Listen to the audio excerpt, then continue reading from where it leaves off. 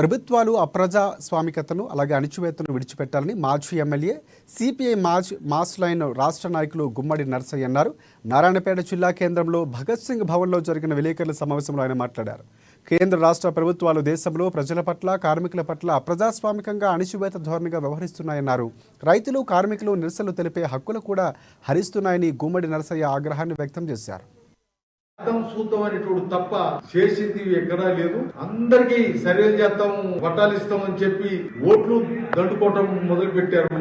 ఓట్ల ప్రాధాన్యత ఈ ప్రజలకు సంబంధించిన ఈ సమస్య పరిష్కారానికి ప్రాధాన్యత ఇంకా ఇద్దామని అని చెప్తున్నారు. ఇంకా ఫారెస్ట్ అధికారులు పట్టా చెల్లదంటున్నారు. ఒక దగ్గర పట్టా చూపించినా గానీ మాకు అవసరం చెట్టు పెట్టాలని చెప్పి గుంజుకుంటున్నారు. అడ్డం పోయి ఆ అరోలచనటువంటి ఆందోళన చేస్తున్నటువంటి పనికటం వచ్చిండ్రనేటువంటి పోలీసుల సహకారంతో పోలీసోడికి తెలుసు, ఫారెస్టోడికి తెలుసు ఈ భూమి ఎప్పటి నుంచి మీరు దున్నుకుంటారో, ఎప్పటి నుంచి పోరాటం చేస్తున్నాం అనేది తెలుసు.